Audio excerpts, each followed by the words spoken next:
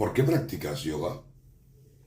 Cada uno de nosotros que practicamos de una forma u otra yoga, deberíamos reflexionar por qué practico yoga. Personalmente llevo años practicándolo, incluso realicé una formación de profesor de yoga, aunque jamás he ejercido como tal. Durante estos años he tenido varios profesores y compañeros de yoga. Solo puedo decir que todos estos profesores imparten sus clases con auténtico cariño y profesionalidad. Gracias a todos ellos. En Occidente está de moda practicar yoga. Es un excelente método de preparación física, favorece la elasticidad y la concentración, tiene efectos muy positivos en la salud, diabetes, aparato circulatorio, etcétera.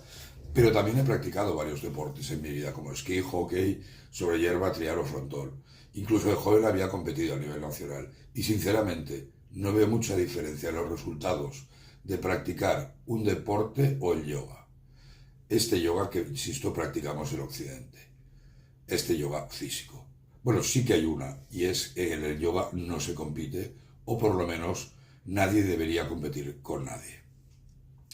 El gran yogui español Ramiro Calle afirmaba en una entrevista en ABC, y os leo, perdón, el yoga no es deporte, no es una gimnasia exótica, no es calistenia, no es un culto, no es una religión, no es un dogma, es algo muy diferente. Pero lamentablemente, como se mueven muchísimos millones de euros y de dólares en el mundo del yoga, cada día hay más charlatanes y más embaucadores que prostituyen el yoga.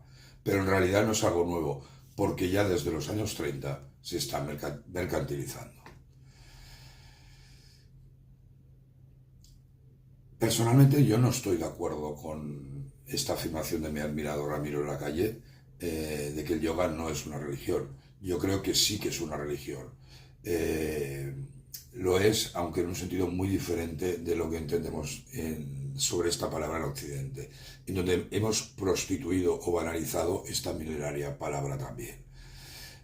Confundiendo iglesias, lo finito y religiones. Son solo caminos para llegar al mismo sitio con lo absoluto.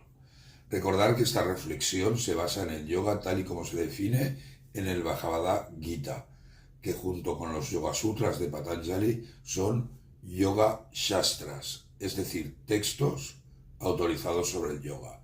Y también Moksha Shastra, es decir, caminos de autoconocimiento y liberación.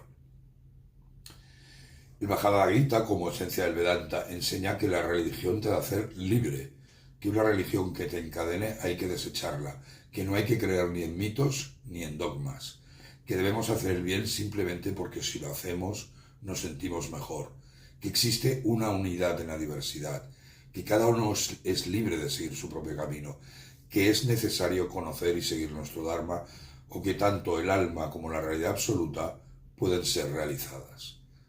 El Vedanta de alguna forma es capaz de contener todas las religiones afirmando que todas son válidas.